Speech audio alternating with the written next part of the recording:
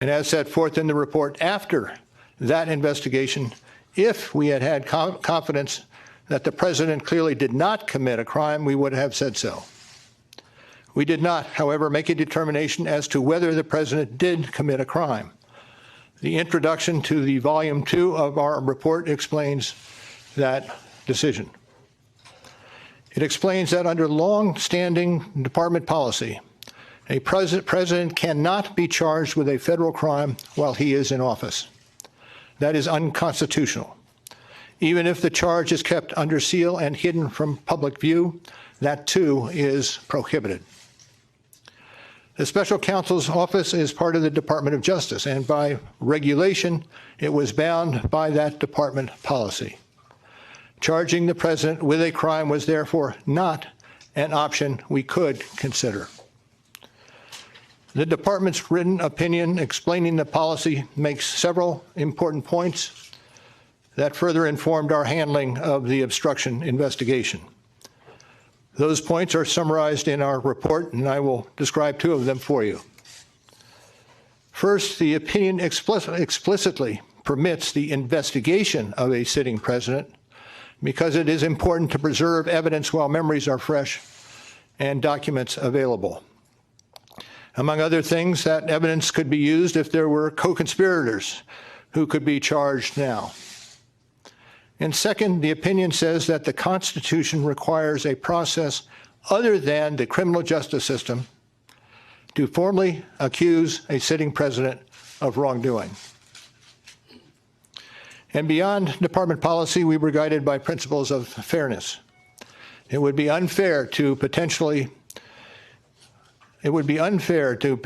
accuse somebody of a crime when there can be no court resolution of the actual charge. So that was Justice Department policy.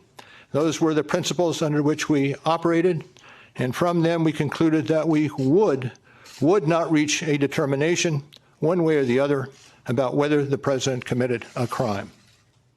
That is the office's final position, and we will not comment on any other conclusions or hypotheticals about the president. In a surprise move, Special Counsel Robert Mueller held a press conference today to speak publicly for the first time, and the results were devastating for the president. First and foremost, in no uncertain terms, he explained that if Trump didn't commit a crime, he would have said so. You truly don't have to be a genius to figure out what he's trying to say. But worse for Trump is that the only reason Mueller didn't charge him with a crime was because he couldn't. It's DOJ policy that a sitting president cannot be indicted. So while Republicans have been pointing to the idea that Trump is exonerated since Mueller didn't charge him, the truth is that their whole defense is based on Mueller not doing something that was always impossible to do. And that is an insidious strategy, and they know that, to pin Trump's guilt on something that's never going to happen and just hope repeating it 1,000 times does the trick. And despite being glaringly disingenuous, it seemed to be working until today. What Mueller did, in effect, was not only expose Republicans' entire misguided strategy as baseless, but explicitly toss the ball to Congress in terms of impeaching the president.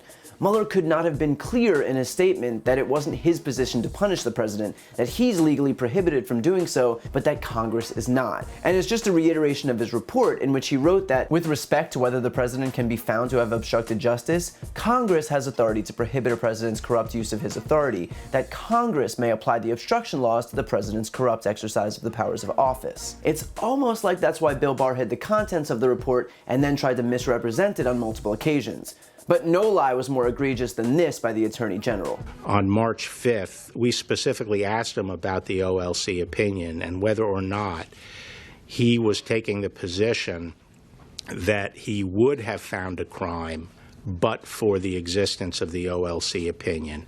And he made it very clear several times that that was not his position. He was not saying that but for the OLC opinion he would have found a crime. He made it clear that he had not made the determination that there was a crime. Because while Barr tried to convey that Mueller was unequivocal that it wasn't the DOJ's guidance that stopped him from indicting, that he would have exonerated the president either way, that is in no way what Mueller said. Mueller, for his part, explicitly stated that the only reason Trump wasn't indicted was because he couldn't be indicted under DOJ guidance. And despite Mueller popping a hole in their talking points, that hasn't stopped the Trump administration from, once again, distorting his words for their own benefit. Trump took to Twitter to tweet that there was insufficient evidence and therefore in our country a person is innocent. The case is closed. Again, of course, that's incorrect because this wasn't a trial and the prosecutor didn't have the option to indict. In reality, in our country, this decision goes to Congress to make the final call. So no, the case is not at all closed. Sarah Huckabee Sanders also took a swing, claiming that the report was clear, there was no collusion, no conspiracy, and the Department of Justice confirmed that there was no obstruction. That after 2 years, the special counsel is moving on with his life, and everyone else should do the same. Of course, that's a lie. Mueller's report did outline multiple instances of collusion. He just didn't have sufficient evidence that they rose to the level of criminal conspiracy. And the Department of Justice might have claimed that there was no obstruction, but she's referring to Bill Barr's misleading statement. Bill Barr, who was handpicked by Trump himself because of his previously stated opposition to the investigation. So maybe we don't use a Trump lackey who came in at the 11th hour to write a few pages of spin as our primary source, especially when the report itself, on which Barr's ridiculous summary is based, gives 10 examples of obstruction. I'm not quite sure how she got 0 from 10, but then we are operating under Betsy DeVos's Department of Education. So while we're unlikely to hear from Mueller again, the point is that we don't need to. He quite literally could not have made his sentiments any more obvious. Republicans will unfailingly try to spin, to continue to claim that Trump is exonerated, to stonewall and interfere, and to pretend that Mueller's obvious words didn't mean what we all know them to mean. But that is all political theater. The point now is that failing to impeach Trump would be an unprecedented, historic dereliction of Congress's duty.